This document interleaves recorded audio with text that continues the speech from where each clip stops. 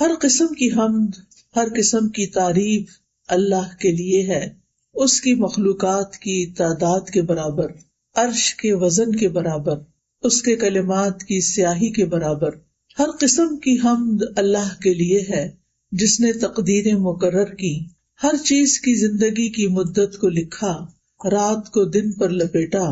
ہر قسم کی حمد اللہ کے لیے ہے، اس کے احسانات پر اور اس کی وسیع نعمتوں پر ہم اس کی حمد بیان کرتے ہیں اور اس کا شکر ادا کرتے ہیں، اور ہر قسم کے گناہوں سے اس سے بخشش طلب کرتے ہیں۔ پیاری بہنوں، آج میں آپ کے ساتھ کچھ باتیں غفلت کے بارے میں کروں گی۔ ہر انسان کو یہ شکایت ہوتی ہے کہ اس کا دل غافل ہو جاتا ہے، اس پر غفلت چھا جاتی ہے، اور ہمارے بہت سے اعمال کے درست نہ ہونے کی وجہ بھی غفلت ہے۔ ہم غافل ہو جاتے ہیں، بے پرواہ ہو جاتے ہیں، بے حس ہو جاتے ہیں۔ اللہ سبحانہ و تعالیٰ نے بھی اس کا قرآن مجید میں ذکر کیا ہے۔ اللہ تعالیٰ فرماتے ہیں اقترب للناس حسابهم وهم فی غفلۃ معرضون، لوگوں کے لیے ان کے حساب کا وقت قریب آ لگا ہے اور وہ ہیں کہ غفلت میں منہ موڑے ہوئے ہیں، یعنی دین کی بات سے، موت کے بعد کے حساب کتاب سے، قبر کی زندگی سے، آخرت کے سوال و جواب سے غافل ہیں۔ اور اگر دیکھا جائے تو ہماری عام طور پر جو فکر ہے، پریشانی ہے، سوچیں ہیں، ہم ہے، غم ہے، وہ کیا ہوتا ہے؟ آخرت تو نہیں ہوتی، حساب کتاب تو نہیں ہوتا، بلکہ ہماری فکر دنیا کے مسائل ہوتے ہیں، جبکہ دنیا عارضی ہے اور آخرت ہمیشہ کے لیے ہے، وہاں جا کر کسی کو بھی واپس نہیں آنا۔ دنیا میں کوئی کام خراب بھی ہو گیا تو دوبارہ درست کر سکتے ہیں، کوئی فیل ہو جائے تو دوبارہ ایگزام دے سکتا ہے، کچھ ٹوٹ جائے تو نیا خریدا جا سکتا ہے، کہیں سے جانا پڑ جائے تو کوئی نیا ٹھکانہ مل جاتا ہے۔ لیکن آخرت، ایک دفعہ کوئی مر کے قبر میں چلا گیا تو اس سے باہر نہیں نکل سکتا، پھر آگے ہی آگے کی منزلیں ہیں، دنیا میں واپسی نہیں۔ اس لیے انسان عقل مند وہی ہے جو اپنی آخرت کے بارے میں دنیا سے بڑھ کر سوچے، دنیا کے بارے میں بھی فکر کرے، کیونکہ یہاں بھی رہنا ظاہر ہے، عزت سے رہنا چاہیے، لیکن زیادہ دنیا کے غم نہ لگائے، زیادہ بڑا غم اور فکر اس کی آخرت ہونی چاہیے۔ اللہ سبحانہ وتعالیٰ قیامت کے دن غافل لوگوں کو فرمائیں گے وَجَاءَتْ كُلُّ نَفْسٍ مَعَهَا سَائِقٌ وَشَهِيدٌ لَقَدْ كُنْتَ فِي غَفْلَةٍ مِّنْ هَٰذَا فَكَشَفْنَا عَنْكَ غِطَاءَكَ فَبَصَرُكَ الْيَوْمَ حَدِيدٌ۔ اس دن ہر شخص اس حال میں آئے گا کہ اس کے ساتھ ایک ہانکنے والا اور ایک گواہی دینے والا فرشتہ ہوگا، یعنی اس کو میدان حشر کی طرف لے جا رہا ہوگا، تو اس سے کہا جائے گا بلا شبہ تو اس دن سے غافل رہا، آج کے دن کے بارے میں تم نے نہیں سوچا، آج ہم نے تیری آنکھوں سے پردہ اٹھا دیا ہے اور آج تیری نگاہ خوب تیز ہے، اب یہ سب کچھ تم دیکھ رہے ہو جس کے بارے میں تم کبھی سوچتے بھی نہیں تھے۔ اس لیے پیاری بہنوں، ہمارے لیے فائدے کی بات یہ ہے کہ ہم اپنے انجام سے کبھی غافل نہ ہوں، اس کو نہ بھولیں، اس کے بارے میں سوچتے رہیں، فکر کرتے رہیں۔ اب سوال یہ پیدا ہوتا ہے کہ غفلت کس کو کہتے ہیں؟ غفلت کیا چیز ہے؟ غفلت کہتے ہیں کسی چیز کو بھول جانا، توجہ نہ دینا، لاپرواہی برتنا، انسان کے ذہن سے کسی چیز کا غائب ہو جانا، یہ غفلت ہوتی ہے۔ جب ہم آخرت کے بارے میں نہیں سوچتے تو اس کا کیا مطلب ہے کہ وہ ہمارے ذہن سے نکلی ہوئی ہے، اور جب ہم کسی چیز کو امپورٹنس نہیں دیتے اور اس سے منہ موڑ لیتے ہیں تو یہ بھی ایک غفلت ہوتی ہے، یعنی کہ وہ ہمارے نزدیک اہم بھی کوئی نہیں ہے تو اس کے بارے میں کیا سوچنا۔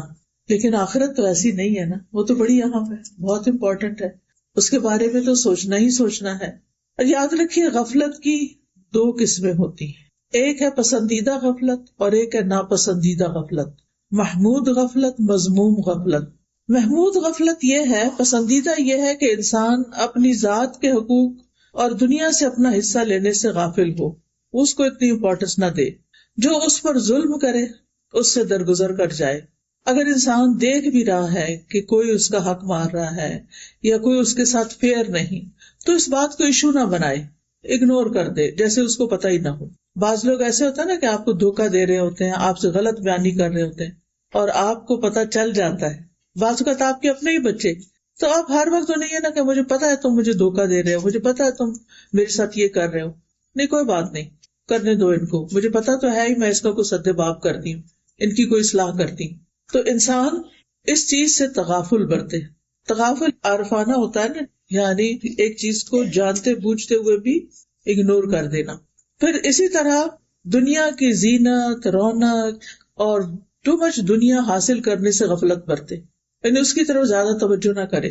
ناپسندیدہ غفلت کیا ہے کہ انسان اللہ کے حق سے غافل ہو، اس کی طرف توجہ نہ کرے، اس کو امپورٹنس نہ دے، اللہ کے ذکر سے غافل ہو، اللہ تعالیٰ کے احکامات سے غافل ہو. پتہ ہی نہ ہو کہ اللہ تعالیٰ نے اس دنیا میں رہنے کے لیے ہمیں کیا کیا حکم دیا ہے، اللہ تعالیٰ کے احکامات اور جن چیزوں سے اللہ تعالیٰ نے منع کیا ہے ان سے غافل ہو، آخرت سے غافل ہو.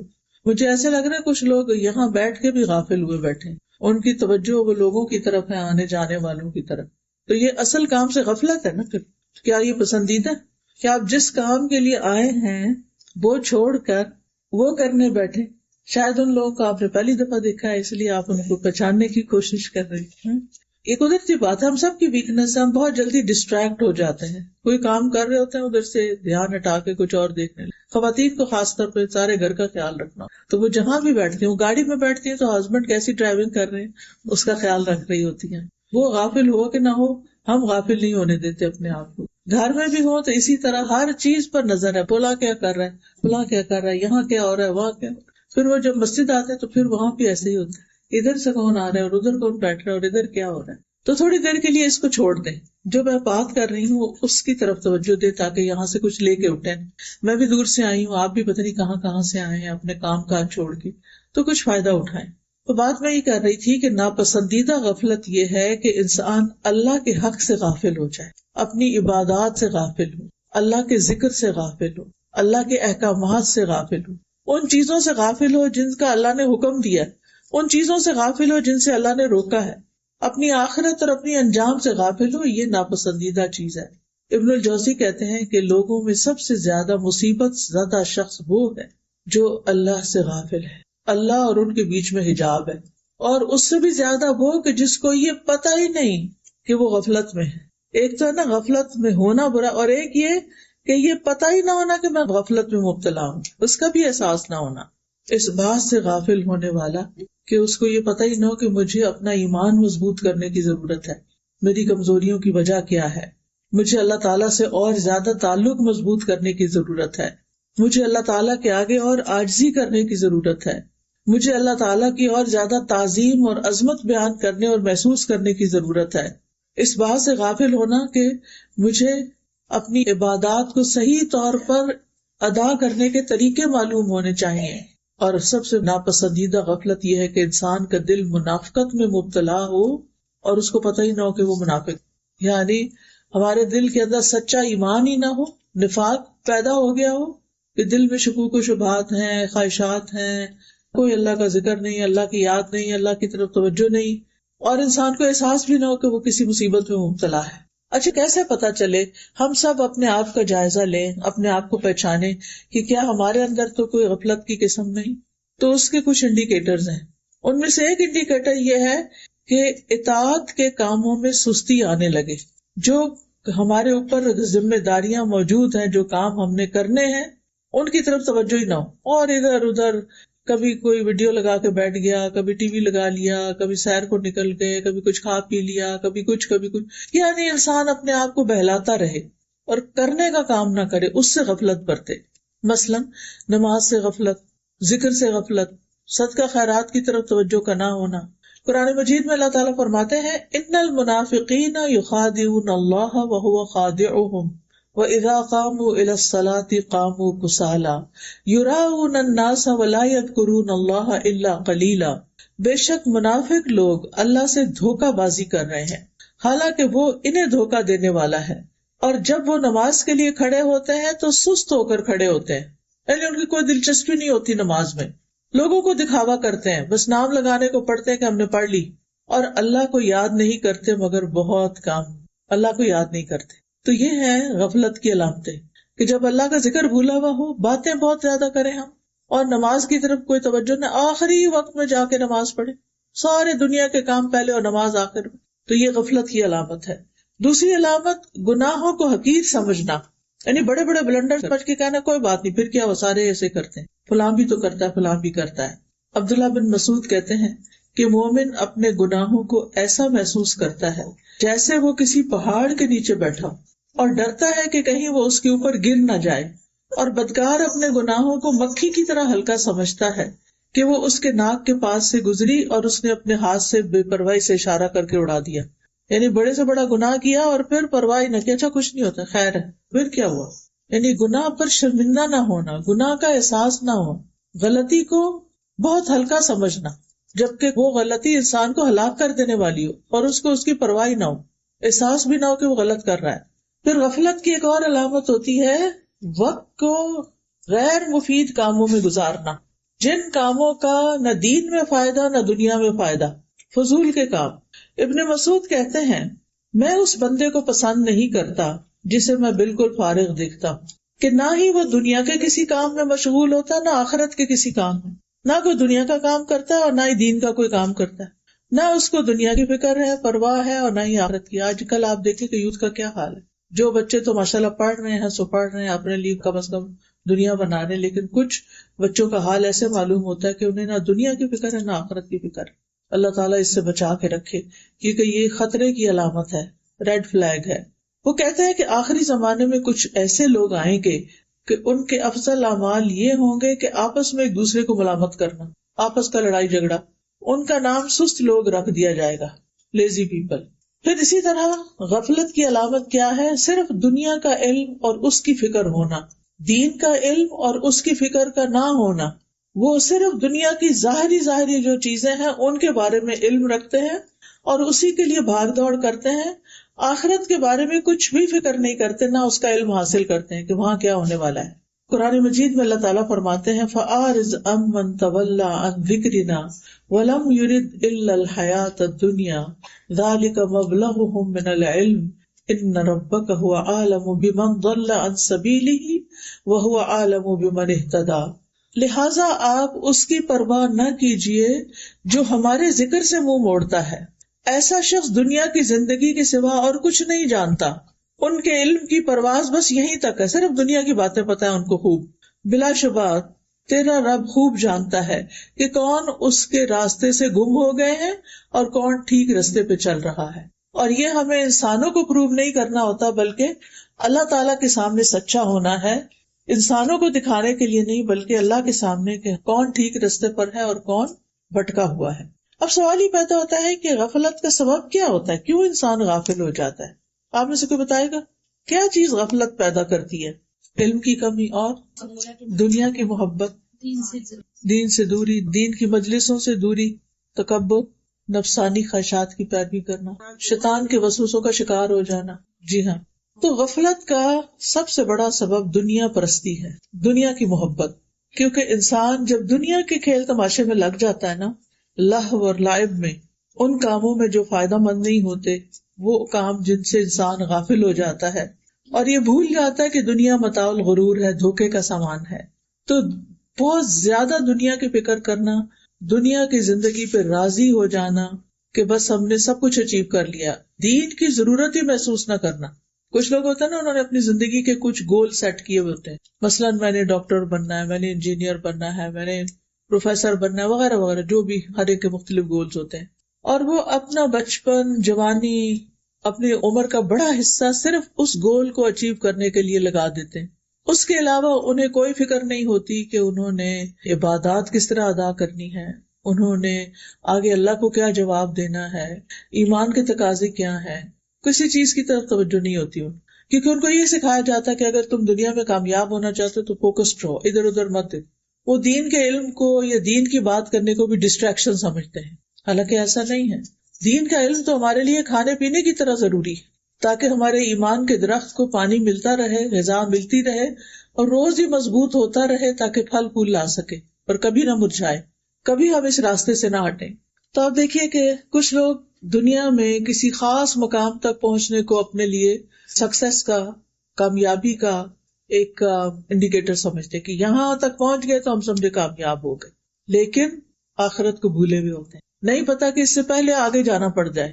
اور پھر وہ یہ نہیں کہ صرف دنیا ان کا فوکس ہوتی ہے، بلکہ دنیا کی لالچ اور ہرس ان کے اندر کوٹ کوٹ کے بھری ہوتی ہے. یہ چیز انسان کو اور غافل کر دیتی ہے. رسول اللہ صلی اللہ علیہ وسلم نے فرمایا، اللہ کی قسم میں تمہارے فقر سے نہیں ڈرتا کہ تم فقیر ہو جاؤ گے یا تمہارے پاس کچھ نہیں ہوگا تو تمہارا کیا بنے گا، لیکن میں اس بات سے ڈرتا ہوں کہ دنیا تم پر کشادہ کر دی جائے، تمہیں بہت کچھ مل جائے گا، اچھے گھر، اچھا لباس، اچھا کھانا، بہت کچھ نعمتیں مل جائیں گی، جس طرح تم سے پہلے لوگوں پر دنیا کشادہ کی گئی تھی، تو تم ایک دوسرے سے آگے بڑھنے لگو گے، مقابلے بازی شروع ہو جائے گی، جس طرح وہ ایک دوسرے سے آگے بڑھنے لگے، اور وہ تمہیں غافل کر دے گی جس طرح ان لوگوں کو غافل کر دیا تھا۔ یعنی جب انسان دنیا کے معاملات میں دوسروں سے مقابلہ کرنے لگتا ہے کہ فلاں کا گھر ایسا ہے تو مجھے اس سے بھی اچھا گھر لینا، فلاں کی گاڑی ایسے تو مجھے اس سے بھی اچھی گاڑی لینی، فلاں کے پاس یہ ڈگری ہے تو مجھے اس سے بھی آگے نکلنا ہے، تو پھر کیا ہوتا ہے کہ انسان اس کی لالچ میں ایسا کھب جاتا ہے کہ پھر آگے کسی اور چیز کے بارے میں سوچنے کا اس کے پاس وقت نہیں ہوتا۔ تو یہ جو ایک دوسرے کا مقابلہ ہے نا، یہ بھی انسان کو غافل کر دیتا ہے۔ قرآن مجید میں آتا ہے الہاکم التکاثر، آتی ہے نہیں سورت سب کو، کیا مطلب ہے؟ الہاکم التکاثر حتی زرتم المقابر، تمہیں ایک دوسرے سے زیادہ حاصل کرنے کی ہرس نے غفلت میں ڈال دیا، یعنی ایک دوسرے کے مقابلے میں زیادہ حاصل کرنے کی ہرس جو تھی اس نے تمہیں غافل کیا، یہاں تک کہ تم نے قبرستان جا دیکھے، یعنی تم فوت ہو گئے، قبر میں پہنچ گئے۔ پھر اسی طرح لمبی آرزویں، میں بڑی ہوں گی نا، پھر میں حج کروں گی، تو پھر میں توبہ کر لوں گی، تو پھر میں اچھے اچھے کام کر لوں گی، تو یہ چیز بھی انسان کو غفلت میں ڈالے رکھتی۔ انسان کے اندر ایک قدرتی سا خیال آتا ہے کہ ہائے مرنا ہے، کوئی تیاری کر لے، پھر انسان کہتا ہے ابھی بڑا وقت ہے، ابھی تو میری نانی بھی اتنے سال کی، 80 سال کی تو وہ تھی، اور دادی 90 سال کی فوت ہوئی، تو میں نے ابھی کہاں فوت ہونا، میں بھی تو ان کی اولاد ہوں۔ اس طرح کی بہت سی باتیں سوچ کے انسان اس کو ٹال دیتا ہے، اچھا بعد میں کریں گے، یہ ابھی تو مجھے تو بہت امپورٹنٹ کام ہے میرے ساتھ۔ تو لمبی آرزویں جو ہیں یہ بھی انسان کو غافل کر دیتی ہیں۔ پھر اسی طرح دل کا دنیا کی محبت میں، انسانوں کی محبت میں مشغول ہو جانا۔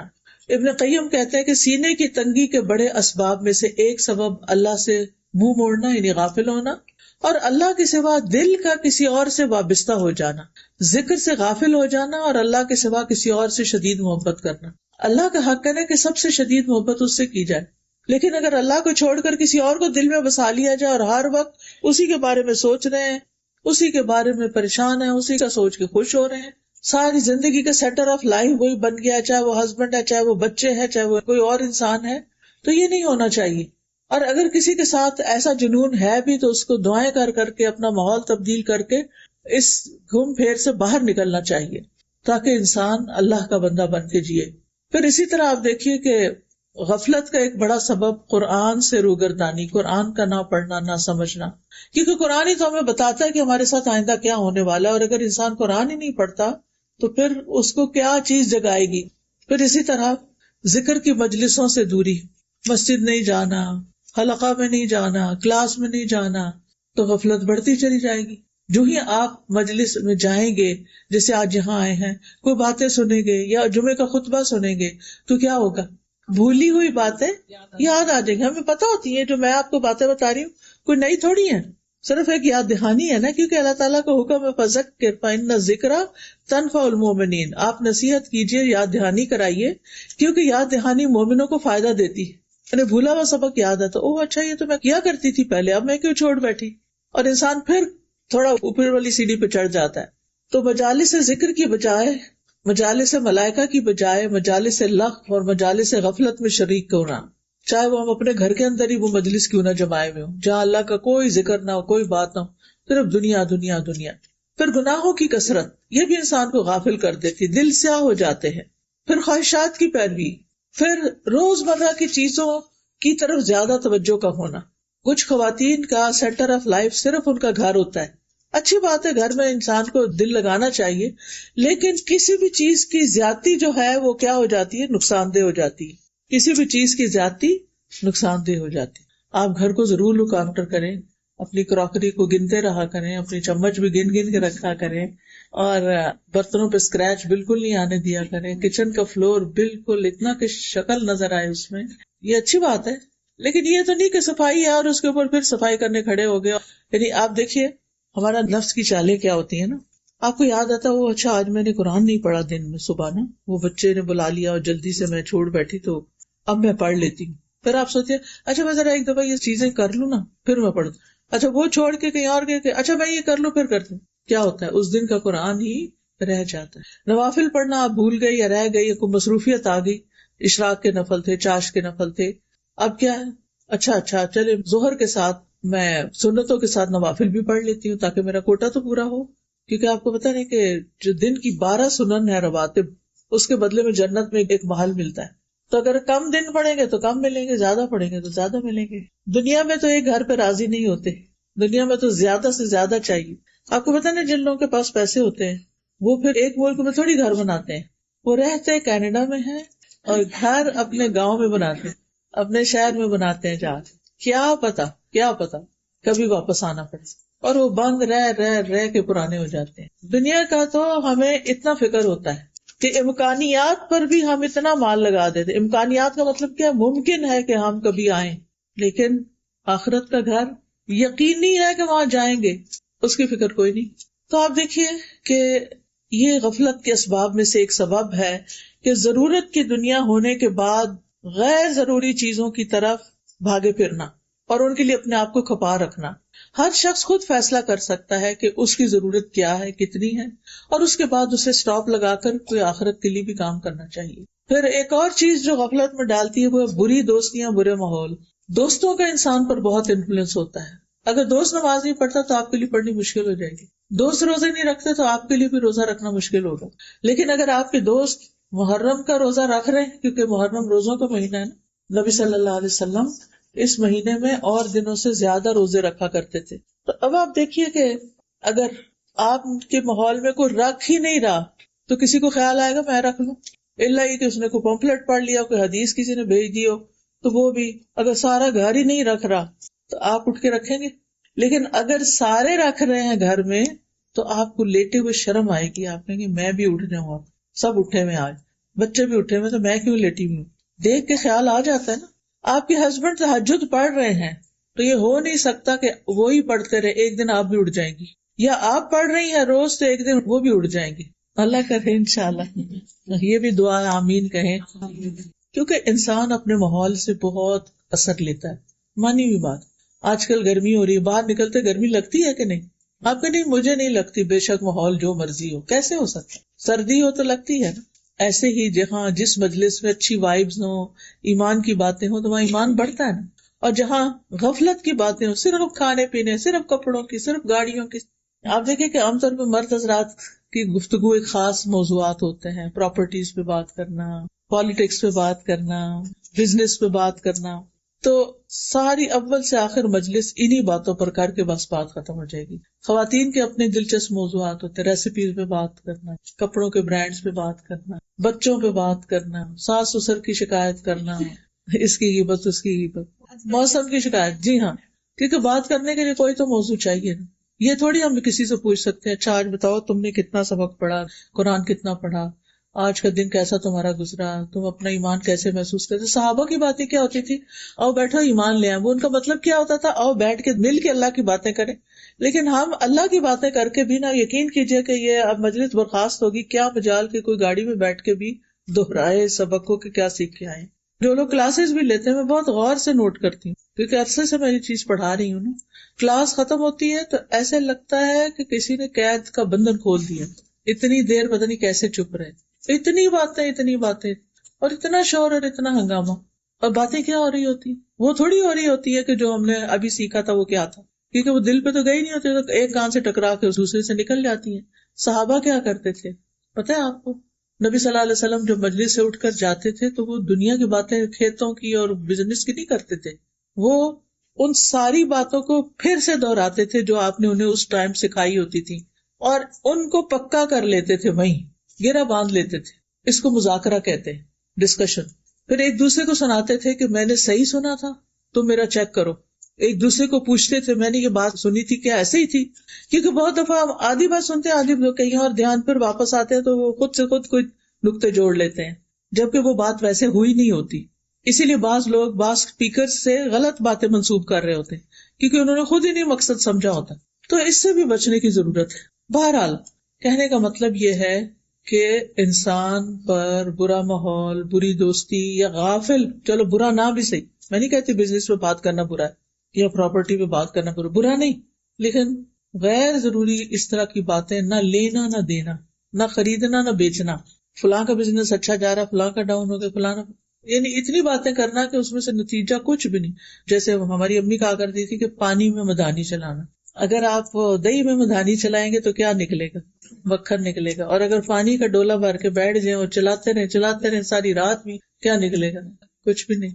اب تو خیر مدھانی والی بات نہیں تھی، اب تو الیکٹرک کی دنیا ہے، اور آپ بہرحال بلینڈر میں پانی ڈال کے سمودی کی خواہش رکھنا ایک دور کی خواہش ہے نا. تو بیٹھنا ایسے ماحول میں باتیں دنیا کی کرنا اور کہنا ایمان بڑھ جائے گا، ایسے نہیں ہوتا. میں یہ بھی نہیں کہتی کہ آپ ہر وقت بس ایمان کی بات کریں، لیکن وہ مجلس انسان کے خلاف حجت بنے گی جہاں اللہ کی کوئی بات ہی نہ ہو، جس گھر میں اللہ کا کوئی ذکر ہی نہیں ہوتا، جس گھر میں کوئی دین کی بات ہی نہیں ہوتی. اس کا مطلب نہیں کہ آپ ہر وقت گھر والوں کو پریشان کریں اور کہ میں نے آج یہ سبق پڑھا ہے، سنو میری بات سنو، نہیں، لیکن اچھے خوشگوار انداز میں آپ تجسس کریٹ کر کے، تمہیں پتا ہے آج میں کیا سن کر آئی ہوں، فلاں چیز کے بارے میں میں نے کیا سنا، میں نے یہ سنا ہے، میں نے یہ پڑھا ہے، میں نے یہ دیکھا ہے. یہ ساری چیزیں ہم روزمرہ کر رہے ہوتے ہیں، لیکن ہم اپنے بچوں سے بھی کوئی علم کی بات نہیں کرتے، کوئی سنجیدہ ڈسکشن نہیں کرتے، کوئی کام کی بات نہیں کرتے. بس زیادہ زیادہ کہیں گے نماز پڑھ لی یا کھانا کھا لیا، ہوم ورک کر لیا. اگر ہم بچوں سے اپنی گفتگو کا جائزہ لیں تو ہمارے ٹاپکس کیا ہوتے ہیں. ان بیچاروں کے کان پک گئے ہمارے مخصوص جملے سن کے. کھانا کھا لیا، چیزیں رکھ لی، فلانا کر لیا، فلانا کر لیا، فلانا کر لیا. اس کے بعد آگے کیسے تھے وہ ماں باپ یا گھر میں نانی دادی ہوتی تھی جو بچوں کے ساتھ ان کو کہانیاں سناتے، ان کو مزے مزے کے لطیفے سناتے، پہیلیاں بجواتے. آپ میں سے بچپن میں کس کس نے پہیلیاں بوجھنے کا کھیل کھیلا ہوا ہے؟ اچھا، ماشاءاللہ. مجھے بتائیں آپ میں سے کتنے لوگوں نے اپنے بچوں کو پہیلیاں بجوائی ہیں؟ آپ تھوڑے ہاتھ ہیں. دیکھا نا، ایسی چیزیں جو ہے نا، یہ ایک مفید ایکٹیویٹی ہوتی ہے. اس سے کیا فائدہ ہوتا ہے؟ غور و فکر، اچھا یہ، اچھا وہ، اچھا وہ، کتنا دماغ بچے کا چلتا ہے. اچھا جھوٹے لطیفوں کی تو میں بالکل قائل نہیں کہ آپ جھوٹے لطیفے ان کو سنائیں، لیکن آپ دلچسپ کہانیاں، اچھی چیزیں پڑھ کے بچوں کے آنے سے پہلے صرف کھانا نہیں تیار کر کے رکھا کریں، کوئی چیز پڑھ کے بھی رکھا کریں کہ آج آئیں گے نا، آج میں نے یہ والی بات کرنی ہے، میں نے اس کا موقع نکالنا ہے. پھر ان سے کوئی اچھی سی چیز شیئر کریں اور وہ سنیں گے آپ کی بات. تو بہرحال چونکہ ہم خود ایک روٹین میں بس وہی سوچیں جو سویرے اٹھے یا خواب کوئی دیکھ لیا بس پریشان، اور پھر وہی سوچے لے کے کام کر رہے ہوتے ہیں بھاری قدموں کے ساتھ. بچے آتے ہیں تو موڈ آف ہے، کوئی ان سے بات نہیں، بےچارے خود ہی اکیلے بیٹھ کے کھا پی کے اٹھ جاتے ہیں. خود ہی نکالو فریج میں سے دودھ اور لے لو وہ سینڈوچ ہو کھا لو کچھ. تو پھر ایسی تربیت کیسے ہوگی نا؟ تو ہمیں گھر میں ماحول بنانا ہے، سمجھ آئی؟ اور ماں جو ہے نا اس سے روشنی ہوتی ہے گھر میں، وہ ماحول بناتی. آپ جب اسمائل کرتی ہیں سارا گھر اسمائل کرتا ہے، اور آپ کا جب موڈ آف ہوتا ہے تو پھر گھر میں مزہ نہیں آتا. تو اس سے بچنا ہے. کتنا بھی کام کرنا پڑے ولی ربی کا فصبر، اللہ کی خاطر کریں اور صبر کریں اور اپنی تھکاوٹ کا اظہار ہر وقت نہ کریں. اور پھر گھر کے علاوہ اپنے دوستوں کا بھی انتخاب صحیح کریں. ایسے دوستوں سے فاصلہ رکھیں کہ جو آپ کو بہت غافل کرتے ہیں، فضول کی باتیں کرتے ہیں اور غفلت میں پڑے ہیں اور آپ کو بھی ڈالتے ہیں. اچھا اب اس کے نقصان بھی ہیں غفلت میں پڑنے کے. جب انسان ایک کانشیس لائف نہیں گزارتا، تقوی والی لائف نہیں گزارتا، تو پھر اس کے نقصان بھی ہوتے. سب سے پہلی بات یہ کہ انسان کا دل تنگ پڑتا ہے، زندگی تنگ ہو جاتی ہے، انسان بے حصہ ہو جاتا ہے، اس کی زندگی میں کوئی مزہ نہیں رہتا. آپ دیکھیں نا کہ جب آپ ایسی بات کرتے ہیں کہ جس میں کوئی سسپینس ہوتا ہے تو سارے گھر والے کی آنکھیں کھل جاتی ہیں اور گیس کرنے لگتے ہیں. اچھا مثلاً بچے گھر آئے اسکول سے تو آپ کہتے ہیں میں نے اور تمہارے بابا نے ایک پلان بنایا ہے، گیس واٹ، مثلاً سوال کر دیا. اچھا ہم ہالیڈیز پہ جائیں گے، یا آپ کہتے ہیں ہم نے کہیں جانے کا پلان کیا. پھر تو آپ دیکھیں کیسے وہ باتیں کرتے ہیں. اکثر مائیں کہتی ہیں باتیں نہیں کرتے بچے کیونکہ ہمیں باتیں کرنی نہیں آتی، ہم ان کا دماغ نہیں جگاتے، خود سوئے میں ان کو سلائے رکھتے. تو آپ ان سے ایسے سوال کریں کہ جس کے بارے میں ان کی دلچسپی بھی ہو اور پھر وہ آپ کی ڈسکشن میں حصہ بھی لیں. ورنہ کیا ہے کہ آپ کا دل بھی اداس رہے گا، بچوں کا بھی، کوئی آپس کی بانڈنگ نہیں، کوئی گھر میں مزہ نہیں، کوئی کچھ بھی نہیں. تو زندگی تنگ ہو جاتی ہے. مینٹل ہیلتھ ایشوز کتنے زیادہ ہوتے جا رہے ہیں. کیا وجہ ہے؟ کیونکہ اکثر لوگ تنہائی کا شکار ہیں. کچھ لوگ لوگوں میں رہتے ہوئے بھی تنہا ہیں. کیوں؟ کسی سے بنتی نہیں، کسی کے ساتھ بات ہی نہیں کر پاتے، نہ ہسبینڈ سے بنتی ہے، نہ بچوں سے بنتی ہے، نہ دوستوں سے بنتی ہے، بس پھر اپنی دنیا میں ہے. مجھے نہیں کسی سے ملنا، میرے گھر کوئی نہ آئے، میں نہیں یہ کال اٹینڈ کر رہی، یہ کس چیز کی علامت ہے؟ خوشحال زندگی کی نہیں، یہ تو ہیلدی لائف نہیں ہے. وجہ کیا ہے؟ وجہ غفلت، کچھ ہے نہیں کرنے کو، کوئی پرپز نہیں لائف میں. پھر انسان سوچنے سمجھنے کی صلاحیت سے محروم ہو جاتا ہے، دماغ کام کرنا چھوڑ دیتا ہے. ایک اور نقصان یہ کہ شیطان انسان پہ مسلط ہو جاتا ہے. ایسے شخص کی عبادات میں بھی کوئی لطف نہیں ہوتا، قبول بھی نہیں ہوتی، دعائیں قبول نہیں ہوتی، کیونکہ وہ غفلت سے کر رہا ہوتا ہے، دھیان کہیں اور ہوتا ہے. رسول اللہ صلی اللہ علیہ وسلم نے فرمایا، اللہ سے قبولیت کے یقین کے ساتھ دعا مانگو کہ میں کر رہا ہوں، اللہ ضرور سنے گا. وہ جیسے لوگ بارش کے لیے نکل رہے تھے نا دعا کرنے، تو ایک شخص نے اس میں سے چھتری اٹھا لی، کہا کہ یہ کیا، ابھی تو بارش ہی نہیں، تم چھتری لے کے. اس نے کہا کہ مجھے اتنا یقین ہے کہ ہم دعا کریں گے تو بارش برسے گی، ایسا یقین ہو اللہ پر. فرمایا جان لو کہ بے شک اللہ غافل اور لہو و لعب میں مشغول دل کی دعا قبول نہیں کرتا. یعنی جس کا دھیان ہی نہیں ہے دعا کرنے میں، اس کی دعا نہیں قبول ہوتی. اور جب ان سے کہنا دعا کرو گے تو بہت دعائیں کی ہیں، یہ نہیں دیکھتے کہ کوالٹی کیا ہے ان دعاؤں کی. اور سب سے بڑا نقصان اس غفلت کا یہ ہے کہ قیامت کے دن انسان کو سخت ریگریٹس ہوں گے کہ میں کیوں سوئے ہوئے زندگی بسر کر کے آیا، کیوں میں نے آنکھیں بند کی ہوئی تھی. سورۃ الفجر میں آتا ہے وَجِیءَ یَوْمَئِذٍ بِجَہَنَّمَ یَوْمَئِذٍ یَتَذَکَّرُ الْإِنسَانُ وَأَنَّىٰ لَهُ الذِّکْرَىٰ یَقُولُ یَا لَیتَنِی قَدَّمْتُ لِحَیَاتِی. اور جہنم اس دن سامنے لائی جائے گی. اس دن انسان نصیحت تو قبول کرے گا، مگر اس وقت اسے نصیحت سے کیا حاصل ہوگا؟ کہے گا کاش میں نے اپنی زندگی کے لیے کچھ آگے بھیجا ہوتا، کاش میں نے اپنی زندگی کے لیے کچھ آگے بھیجا، کاش میں دنیا میں اپنے وقت کا صحیح استعمال کرتا، یہاں کے لیے کچھ تیار کر کے بھیجا ہوتا. اور اب کیا ہے کہ غفلت کا علاج کیسے کرے. ٹھیک ہے نا، بیماری تو پتہ چل گئی، اب کرے کیا؟ سب سے پہلی بات یہ کہ آپ اس بات کی لسٹ بنائیں کہ آپ کے فرائض کیا کیا ہے، آپ کی ڈیوٹیز کیا کیا ہے، حقوق اللہ کے حوالے سے، حقوق العباد کے حوالے سے. کیونکہ کچھ لوگ ایسے ہوتے ہیں کہ وہ کہیں پر بھی ہوں اپنے فرائض کو نہیں بھولتے، اپنی ذمہ داریاں پوری کرتے ہیں. سورۃ نور میں آتا ہے رجال لا تلہیہم تجارۃ ولا بیع عن ذکر اللہ واقام الصلاۃ وایتاء الزکاۃ یخافون یوما تتقلب فیہ القلوب والابصار. وہ مرد جنہیں اللہ کے ذکر سے اور نماز قائم کرنے اور زکوٰۃ دینے سے نہ کوئی تجارت غافل کرتی ہے نہ خرید و فروخت. وہ اپنے بزنس میں ہیں، اپنے جاب میں ہیں، وہ کہیں پر بھی ہیں تو وہ کیا ہیں؟ الرٹ ہیں. وہ اپنے فرائض سے نہیں غافل ہوتے. وہ اس دن سے ڈرتے ہیں جس میں دل اور آنکھیں الٹ جائیں گی. اپنی تھنگس ٹو ڈو کی لسٹ بنائیں کہ کیا کیا آپ پر فرض ہے. نماز فرض ہے، اور اسی طرح زکوٰۃ فرض ہے، زکوٰۃ کس مہینے میں ڈیو ہے، اور اس کے لیے پہلے سے ہی اپنی کیلکولیشن شروع کر دیں. حج کر لیا کہ نہیں کیا، اس کے لیے رقم جمع کرنی شروع کریں، انتظامات کرنے شروع کریں. اسی طرح اگر والدین زندہ ہے تو ان کے کچھ حقوق ہیں، رشتہ دار زندہ ہیں تو ان کے کچھ حقوق ہیں، چاہے وہ اس ملک میں نہ رہتے ہوں، ان کی خیر خبر پتہ ہونی چاہیے. اسی طرح آپ کے وسینٹی میں کون ضرورت مند لوگ ہیں، کہاں کون بیمار ہے، کون کس چیز کا ضرورت مند ہے، یہ باتیں پتہ ہونی چاہیے. کیونکہ اگر آپ کے پاس علم ہی نہیں ان چیزوں کا تو پھر آپ کریں گے کب؟ ٹھیک ہے نا. دوسری بات یہ ہے کہ نمازوں کی حفاظت. قد افلح المؤمنون الذین هم فی صلاتهم خاشعون والذین هم عن اللغو معرضون. یقیناً کامیاب ہو گئے مومن وہی جو اپنی نماز میں عاجزی کرنے والے ہیں، اور وہی جو لغو کاموں سے منہ موڑنے والے ہیں، فضول چیزوں سے بچ کے رہتے ہیں. تبھی تو ان کے پاس وقت ہوتا ہے. جو لوگ فضولیات میں پڑھتے ہیں ان کے پاس ٹائم نہیں ہوتا پھر فرائض ادا کرنے کا، پھر ان کے فرائض چھٹنے لگتے ہیں. تو فرائض کو اپنی پرائرٹی رکھیں. کہیں بھی بیٹھے ہیں، کچھ بھی کر رہے ہیں، ٹائم دیکھتے رہیں کہ نماز کا کتنا ٹائم رہتا ہے اور کب تک ٹائم باقی ہے، میں کس وقت پڑھوں گی. تو نمازوں کی جو پابندی ہے اور صحیح وقت میں پڑھنا، ان کی حفاظت، یہ انسان کو الرٹ رکھتی ہے، غفلت سے نکال دیتی ہے. اللہ تعالیٰ نے ایسے نہیں 5 وقت نماز فرض کی ہے. وہ کس لیے فرض کی ہے؟ تاکہ ہم غافل نہ ہوں، الرٹ رہیں. ایک نماز پڑھ لی، اگلی کی فکر لگ جائے، اگلی پڑھ لی، اگلی کی فکر لگ جائے. پھر قیام اللیل کرنا. حدیث میں آتا ہے جس شخص نے 10 آیتوں سے قیام کیا وہ غافلوں میں سے نہیں لکھا جاتا. اچھا پیاری بہنوں، ایسا ہے کہ سب کی ہمت نہیں ہوتی تہجد کے لیے اٹھنی، خاص طور پر یہاں آپ کی راتیں چند گھنٹوں کی ہیں تو اس میں ابھی سوئے نہیں تو اتنے میں تہجد کا ٹائم گھنٹے 1.5 بعد ہو جائے گا تو مشکل ہو جاتا ہے نا. آپ عشاء کے ساتھ ہی ایکسٹرا 2 نفل پڑھ لیں، ان میں یہ 10 آیتیں پڑھ لیں. 10 آیتیں مثلاً سورۃ الفلق اور الناس 11 بن جائیں گی نا. سورہ کہف کی پہلی 10 آیتیں. اسی طرح اور بھی صورتیں آپ 30واں پارہ کھولیں اور وہاں سے گن لیں کہ کون کون سی صورتیں میں پڑھ سکتی ہوں. پلاننگ کرنی پڑے گی.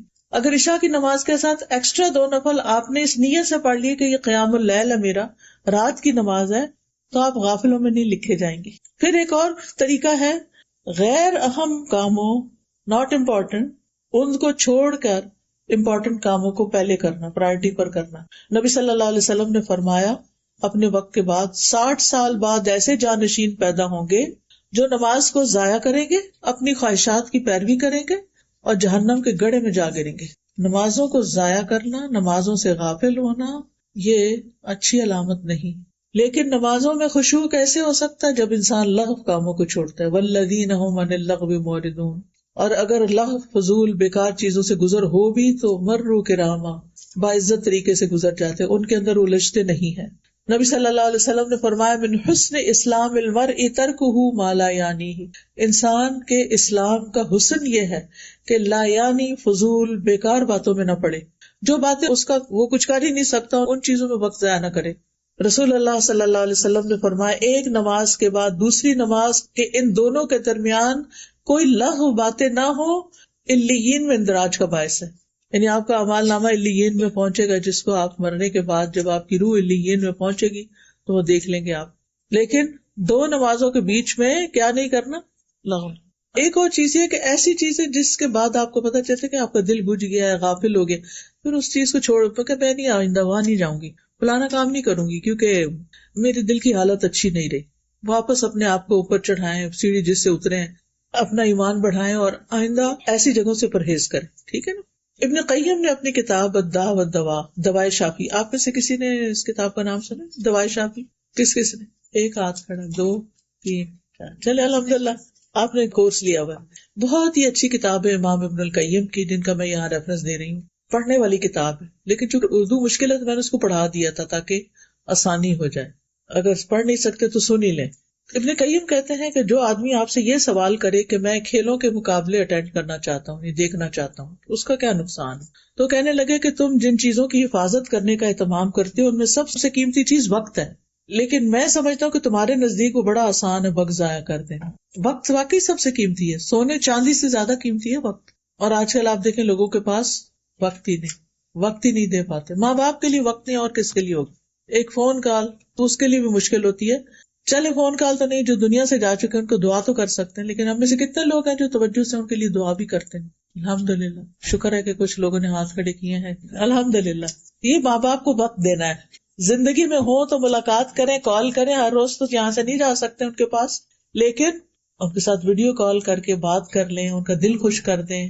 وہ کتنی دعائیں دیں گے آپ. جب آپ کا خیال آئے گا وہ کہیں گے کہ کتنی اچھی ہے میری بیٹی، میرا دل خوش کر دی. ماں باپ کو آپ کا مال نہیں چاہیے ہوتا، ماں باپ کو آپ کی اور چیزوں سے نہیں دلچسپ، ماں باپ کو آپ کی توجہ اور محبت اور دعا اور پیار اور وہ چیزیں چاہیے ہوتی. زندہ ہو تو گفٹ بھی دیں ان کو، اور اگر دنیا سے چلے گئے ہیں تو ان کی طرف سے صدقہ بھی کیا کریں. اور جب اپنا کرتے ہیں نا ساتھ ان کا بھی صدقہ کرتے ہیں ان کی طرف سے. یعنی بعض کو تو خاص ان کی طرف سے، لیکن جب بھی آپ کریں ایک نیت کر لیں، یا اللہ جو بھی میں صدقہ کرتی ہوں اس میں میرے ماں باپ کو ثواب شامل رکھ. تو یہ ان کا حق ہے نا. ٹھیک ہے نا. اگر آپ ان کے لیے اداس نہیں ہوتے کیونکہ آپ اپنے بچوں میں ہیں تو وہ تو آپ کے لیے اداس ہوتے ہیں. یعنی یہ بھی اتنی عجیب بات ہے نا. ماں باپ اپنے بچوں میں ان کا دل ہوتا ہے اور بچوں کا اپنے بچوں میں دل ہوتا ہے. پیچھے پلٹ کے نہیں دیکھتے ہم. تو جب آپ کا دل اپنے بچوں میں ہو نا تو سوچا کریں کہ میرے ماں باپ کا بھی مجھ میں ایسے ہی ہے. یعنی ہم بازو کا مڈل ایج میں آ جاتے ہیں نا جہاں ہمارے بچے ہوتے ہیں اور ادھر سے ماں باپ بھی زندہ ہوتے ہیں، 2 طرف رشتے اللہ نے قائم رکھے ہوتے ہیں. تو یہ وقت بڑے امتحان کا ہوتا ہے. ایک طرف بچے کھینچتے ہیں، ایک طرف ماں باپ کھینچتے ہیں. تو ہمارا رجحان کس طرف ہوتا ہے؟ بچوں کی طرف. ہونا بھی چاہیے، ان کی ضرورت ہے، چھوٹے ہیں ابھی. لیکن اتنی توجہ اپنے بچوں کو نہ دے کہ ماں باپ ترستے رہ جائیں آپ کی شکل دیکھنے کو، آپ کی آواز سننے کو. اور یہ یاد رکھیں تھوڑے دن کے لیے ہوتے ہیں، ماں باپ ہمیشہ ساتھ نہیں رہتے، پھر چلے جاتے ہیں، پھر ریگریٹس رہ جاتے ہیں. وہ نہیں ہونے چاہیے. جن کے ماں باپ زندہ ہیں نا وہ خوب فائدہ اٹھا لیں. تو بہرحال وہ کہتے ہیں کہ تمہارے لیے وقت ضائع کرنا بڑا آسان کام ہے. تم کھیل کے مقابلوں کو دیکھنے میں ایک دن کے 3 گھنٹے گزارتے ہو. کیا ان گھنٹوں میں اللہ کے ذکر میں سے کچھ ہوتا ہے؟ کچھ نہیں، ہرگز نہیں. کیا ان گھنٹوں میں اللہ کی اطاعت میں سے کوئی چیز ہوتی ہے؟ ہرگز نہیں. کیا ان میں اللہ کی عبادات میں سے کچھ ہوتا ہے؟ ہرگز نہیں. اور یہ محض اوقات کو بیکار کرنا ہے. چھٹیوں کا وقت آیا، تمہیں کیا معلوم چھٹیاں کیا ہیں. تو اے اللہ کے بندو وقت کے ساتھ کیا کرنا چاہیے سوچ کے رکھو. پھر آپ دیکھیے کہ غفلت سے نکلنے کا طریقہ یہ ہے کہ دنیا کی زائد زینت سے زہد اختیار کرنا. جو چیزیں ضرورت کی نہیں خام خواہ میں نہیں پڑنا.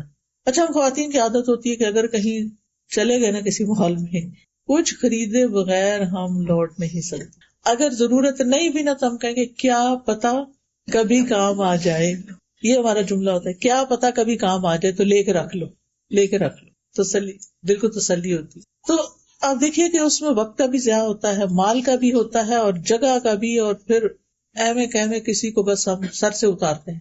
تو یہ چیز ٹھیک نہیں. جو چیزیں ابھی ضرورت نہیں نا تو یہ سوچ کے کہ مہنگی ہو جائیں گی پھر پتہ نہیں ملے گی کہ نہیں, گھر نہ بھریں. کیونکہ ٹو مینی تھنگس جو ہوتی ہیں وہ بندے کو کچھ کرنے نہیں دیتی, پھر انہیں کا غلام بن کے رہ جاتا ہے بندہ. تو گھر کو ڈی کلٹر کریں, ڈی جنک کریں, نکال دیں چیزیں فالتو جو آپ کا خام خواہ کا وقت لے رہی ہیں. پھر آپ دیکھیے غفلت سے نکلنے کے لیے نیک مجالس کا, نیک لوگوں کا ساتھ. نبی صلی اللہ علیہ وسلم کو اللہ تعالیٰ نے حکم دیا تھا وَاصْبِرْ نَفْسَكَ مَعَ الَّذِينَ يَدْعُونَ رَبَّهُمْ بِالْغَدَاةِ وَالْعَشِيِّ يُرِيدُونَ وَجْهَهُ, اور آپ اپنے آپ کو ان لوگوں کے ساتھ روکے رکھیں جو اپنے رب کو پہلے اور پچھلے پہر پکارتے ہیں, صبح شام کے اذکار کی پابندی کرنے والے, اس کا چہرہ چاہتے ہیں. اور تمہاری آنکھیں ان سے آگے نہ بڑھیں, ان کو نہیں چھوڑنا, اللہ والوں کو نہیں چھوڑنا کہ تم دنیا کی زندگی کی زینت چاہتے ہو. اور اس شخص کا کہنا مت مانو جس کے دل کو ہم نے اپنی یاد سے غافل کر دیا اور وہ اپنی خواہش کے پیچھے چلا اور اس کا کام ہمیشہ حد سے بڑا ہوا ہے. ایسے لوگوں کی مجلس میں نہ بیٹھو, ان لوگوں کے ساتھ بیٹھو کہ جو اپنے رب کو پکارتے ہیں, یاد رکھتے ہیں. پھر موت کو یاد کرتے رہنا, یہ بھی غفلت سے نکالتا ہے. اور نماز میں موت کو یاد کرنا, کیونکہ اس سے نماز اچھی ہو جاتی ہے. پھر یہ سوچنا کہ شاید یہ آخری نماز ہو. پھر یہ کہ آخرت کو اپنا مقصد بنانا, وقت کی قدر کرتے ہوئے خیر کے کام کرنا, اچھے اچھے کام, صدقہ جاریہ کے کام کرنا. یعنی ایک تو روزمرہ کی عبادات ہے نا, ایک اپنے کل کے لیے کہ مرنے کے بعد ہمارا اعمال نامہ تو بند ہو جانا ہے, بعد میں کیا چیز کام آئے گی اس کے اوپر ورک کرنا. رسول اللہ صلی اللہ علیہ وسلم نے فرمایا مومن کو اپنی وفات کے بعد جو اس کے عمل اور اس کی اچھائیاں پہنچتی ہیں ان میں سے یہ بھی ہے جس علم کی اس نے تعلیم دی اور اسے پھیلایا. ایک تو ہے تعلیم دینا, باقاعدہ پڑھانا, اور ایک ہے پھیلانا. پھیلانے میں آپ کیا کر سکتے ہیں, اچھی کتابیں, اچھے کارڈز, اچھی چیزیں, اچھے میسیجز وہ دوسروں تک پہنچائیں. یہ ابھی ہم آپ کے لیے کچھ کارڈز لے کر آئے ہیں. جیسے اللہ تعالیٰ کا شکر ادا کرنے کے لیے ہمیں الفاظ نہیں ملتے تو ہم نے قرآن اور حدیث سے ایسی ساری اذکار دعائیں جمع کر کے خوبصورت ڈیزائننگ کر کے الحمدللہ کہ دیکھ کے بھی الحمدللہ نکلے, اس کو جمع کر دیا. اب آپ یہ خود بھی پڑھ سکتے ہیں, اگر ہر روز نہیں تو ہفتے میں ایک دفعہ یہ پڑھ لیا کریں. اسی طرح استغفار کے بھی کارڈ, یہ گناہوں سے بخشش کی دعائیں. آپ کو معلوم ہے نا کہ جب انسان استغفار کرتا ہے, اپنے گناہوں کو مان جاتا ہے, توبہ کرتا ہے, اللہ سے معافی مانگتا ہے, تو نہ صرف اس کی آخرت اچھی ہوتی ہے, دنیا بھی اچھی ہوتی ہے. سورۃ نور میں اللہ تعالیٰ فرماتے ہیں کہ حضرت نوح نے اپنی قوم سے کہا فَقُلْتُ اسْتَغْفِرُوا رَبَّكُمْ إِنَّهُ كَانَ غَفَّارًا, میں نے اپنی قوم سے کہا کہ تم اپنے رب کے حضور استغفار کرو, گناہوں کی معافی مانگو, وہ بڑا معاف کرنے والا ہے, معاف کر دے گا. یرسل السماء علیکم مدرارا, تم پر آسمان کو خوب برستا ہوا بھیجے گا, یعنی خوب بارشیں ہوں گی. وَيُمْدِدْكُمْ بِأَمْوَالٍ وَبَنِينَ, تمہیں مال اور بیٹوں سے مدد دے گا, تمہیں مال میں بھی اضافہ ہوگا, بیٹے بھی دے گا. وَيَجْعَلْ لَكُمْ أَنْهَارًا, اور تمہارے لیے نہریں جاری کر دے گا, پانی کم نہیں ہوگا, کیونکہ ہر وقت تو بارش نہیں ہوتی نا, پھر بعد میں نہروں سے یا دریاؤں سے پانی آپ کے پودوں کو اور آپ کی ضرورت کا آپ کو ملتا ہے. تو اس کے لیے کیا ہے, استغفار. اب استغفار کی ساری دعائیں تو نہیں, لیکن جو اتھینٹک دعائیں تھی وہ ہم نے اس کارڈ کے اندر اردو انگلش ترجمے کے ساتھ اکٹھی کر دی ہیں. جمعے کے دن کی آخری گھڑیوں میں بڑی دعائیں قبول ہوتی ہیں. کوئی بھی آپ کا مسئلہ ہو, کسی بھی چیز میں پریشان ہو, تو آپ لے کے یہ کارڈز بیٹھ جایا کریں اور ان کو ایک دفعہ پڑھ کے اللہ تعالیٰ سے اپنی حاجتیں رکھا کریں, تو انشاءاللہ دنیا بھی آسان ہوگی آخرت میں. کیونکہ یہ جو آیتیں میں نے آپ کو بتائی قرآن کی آیتیں, میں نے اپنے پاس سے نہیں گھڑی کہ یہ اور یہ ہو جائے گا. کچھ لوگ تو وظیفے بنا کے بتاتے ہیں یہ کرو گے تو یہ ہو جائے گا, میں وہ والا کام نہیں کر رہی, میں آپ کو قرآن سے دلیل دے رہی کہ اللہ کا وعدہ ہے کہ یہ تمہارے مسائل اس استغفار سے حل ہوں گے. پھر اسی طرح حفاظت کی دعائیں, پروٹیکشن کی. پھر اسی طرح تسبیح, اللہ تعالیٰ کی تسبیح کرنا, اس کی انگلش ٹرانسلیشن کے ساتھ ہے, اور اس میں اللہ تعالیٰ کا حکم ہے بندوں کو یا ایھا الذین آمنوا اذکروا اللہ ذکرا کثیرا وسبحوہ بکرۃ واصیلا, اے لوگو جو ایمان لائے ہو, ہم سب اللہ کو کثرت سے یاد کرو, زیادہ ذکر کرو اور صبح شام اس کی تسبیح کیا کرو. کون کون سی تسبیحات؟ اس میں سارے وہ ورژن دیے ہوئے ہیں اور ان کے فائدے بھی بتائے ہوئے ہیں احادیث کے ساتھ. پھر لا الہ الا اللہ کا یہ کارڈ ہے انگلش میں، آپ نان مسلمس کو بھی دے سکتے ہیں. بعض اوقات ہم پورا قرآن دینے سے گھبراتے ہیں، تو لا الہ الا اللہ اس کا ٹرانسلیشن بھی ہے، یعنی اس کا کیا مطلب ہے کہ ان کو پتا چلے کہ اللہ ایک ہے. اپنے بچوں کو بھی پڑھوائیں. اور پھر آپ دیکھیں کہ رزق میں کشادگی کی دعائیں، اور پھر رات کو قبول ہونے والی دعا، جو آنکھ کھلے تو دعا پڑھیں، بہت ہی کام کی دعا ہے. آدھی تو آپ کو آلریڈی آتی ہوگی. بیمار ہو جائے تو شفا کی دعائیں پڑھ کے دم کیا کریں اپنے مریضوں پر. پھر نماز کے بعد کے اذکار ہیں، پھر استخارے کی دعا ہے اور کچھ اور اذکار ہیں. یہ کارڈز آپ اپنے لیے بھی اور اپنے دوستوں کے لیے بھی ان کو زیادہ سے زیادہ نشر کریں گے تو یہ صدقہ جاریہ بن جائے گا. ہم لوگوں کو اور تحفے دیتے رہتے ہیں، لیکن ان تحفوں کے ساتھ اگر آپ یہ بھی ڈال دیں تو ان کو بھی دعائیں مانگنے آ جائیں گی. نیک اولاد جو پیچھے چھوڑی، یہ بھی صدقہ جاریہ. اپنی اولاد کو نیک بنا کے جائیں، نمازی بنا کے جائیں، تاکہ کیا کریں. بعض لوگ کہتے ہیں نا کہ بعض اوقات ہمیں بھی ہوتا ہے کہ جلدی میں ہوتے ہیں، والدین کی دعا یاد نہیں رکھتے. میں سمجھتی ہوں جو بچہ نمازی ہے نا وہ تو لا محالہ دعا کرتا ہے والدین کے لیے. کہاں؟ رب اجعلنی مقیم الصلاۃ ومن ذریتی ربنا اغفر لی ولوالدی. ہر نماز میں والدین کی بخشش کی دعا ہو رہی. یہ الگ بات ہے کہ ہم سوچ کے نہیں پڑھتے، ترجمہ نہیں آتا، تو اولاد کو کچھ دعائیں بھی یاد کرائیں، کچھ نماز عادی بنائیں، تاکہ آپ کی دنیا سے جانے کے بعد جانا تو ہے نا. کچھ لوگوں کو یہ بات پسند نہیں آتی کہ دنیا سے جانے کی بات کیجیے، لیکن یہ سب سے بڑی حقیقت ہے جس میں کوئی شک ہی نہیں. تو اس میں وہ ہمارے بعد ہمارے لیے دعائیں کر کے ہمارے اعمال نامے میں اضافہ کرے. پھر قرآن مجید کا نسخہ جو کسی کو وراثت میں ملا، یعنی آپ نے قرآن لیا، خرید کر کسی کو دیا، کسی طالب علم کو دیا، گھر میں رکھا، وہ آگے آپ کے بچوں نے پڑھنا شروع کر دیا، کسی اور نے پڑھنا شروع کر دیا، وہ بھی جب تک وہ کتاب پڑھے گا، قرآن پڑھے گا، وہ آپ کے لیے صدقہ جاریہ. مسجد جو اس نے تعمیر کی، چاہے پوری کرے چاہے کچھ حصہ ڈالے اس میں. مسافر خانہ جو اس نے قائم کیا، اب تو یہ اس کی ضرورت نہیں رہی، لیکن اس کی جگہ مدارس کر سکتے ہیں، یعنی جہاں دینی تعلیم دی جاتی ہے، اسلامک سکولز ہو سکتے ہیں. یا وہ صدقہ جو اس نے زندگی میں صحت کی حالت میں نکالا، ان سب کا ثواب اس کی موت کے بعد بھی اسے ملتا رہتا ہے. ٹھیک، تو یہ غفلت سے نکالنے والے کاموں میں سے کام. پھر فی سبیل اللہ مال خرچ کرنا جس سے دین کا فائدہ ہو. اللہ کی راہ میں کسی خیمے کا سایہ مہیا کرنا، اللہ کی راہ میں کوئی خادم ہبہ کر دینا، اللہ کی راہ میں کسی نر جانور پر کسی کو سوار کرنا، یعنی اپنی گاڑی میں کسی کو بٹھا کے مسجد لے جانا، درس پر لے جانا. ٹھیک ہے، مسجد تعمیر کرنا، پانی کا انتظام کرنا، درخت لگانا. نبی صلی اللہ علیہ وسلم نے فرمایا جس مسلمان نے کوئی پودا لگایا تو جو اس سے کھا گیا وہ اس کے لیے صدقہ، جو چوری ہو گیا وہ بھی صدقہ ہے. ہمسایوں کے بچے آ کے توڑ کے انگور لے گئے، صدقہ ہے. جو درندوں نے کھایا وہ بھی صدقہ ہے، بکری اندر گھس گئی اور سارے پودے کھا گئی. جو پرندوں نے کھایا آ کے، ان کو تو روک ہی نہیں سکتے، آپ اوپر سے آتے ہیں، وہ بھی صدقہ ہے. اور جو بھی اس میں کوئی کمی کرے گا کہ چیونٹیاں وغیرہ کھا جائیں، وہ بھی صدقہ. کتنی قسمیں. آپ اپنے بیک یارڈ کو کیا کریں، اس میں کچھ نہ کچھ لگائیں، درخت لگا دیں. آپ کو نہیں ہم نے تو موو ہو جانا، ہمیں کیا فائدہ، نہیں، آپ کے لیے ثواب جاریہ ہوگا چاہے آپ نے موو ہو جانا. میرے بچوں کو بڑا شوق ہوتا تھا، تو ہمارے گھر کے اندر اس وقت، جس وقت بچے چھوٹے تھے، تو لان اندر نہیں تھا، لیکن گھر کے باہر، دیوار کے باہر جو جگہ تھی وہ کچی تھی. تو یہ کیا کرتے تھے، وہاں بیٹھ جاتے تھے اور کچھ نہ کچھ لگاتے رہتے تھے. تو اسما جو اسما ہدا ہے، اس نے ایک آم کی گٹلی دبائی. کچھ دن پہلے میرا وہاں اسلام آباد میں گئی تھی، میں نے دیکھا ماشاءاللہ اتنا بڑا درخت بنا ہوا ہے کہ ایٹ لیسٹ جو راہ گزر ہے وہ اس کے سائے میں کھڑا ہو جائے. اور وہ تھا آم کا درخت. اب مسئلہ یہ کہ آم کو اگر وہ نہ کرے نا، جب وہ چھوٹا ہوتا ہے اس کو پیوند نہ لگائے تو پھل نہیں دیتا. اب وہ اتنا تو پتا نہیں تھا، ہم بھی وہاں سے وہ ہو گئے. لیکن وہ ہرا بھرا درخت جو ہے سایہ دے رہا ہے، آکسیجن دے رہا ہے، خوبصورتی دے رہا ہے. تو اسی طرح آپ بھی لگا چھوڑے، کوئی اور فائدہ اٹھائے گا. دیکھیں آج ہم جو درخت دیکھ رہے ہیں، آج راستے میں آتے ہوئے خوبصورت خوبصورت درخت تھے، کیا ہمیں پتا کس نے لگائے؟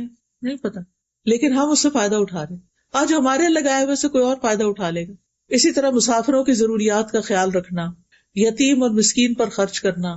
یتیم کے سر پہ ہاتھ پھیرنا جو ہے نا، یہ غفلت دور کرنے کا ذریعہ ہوتا ہے.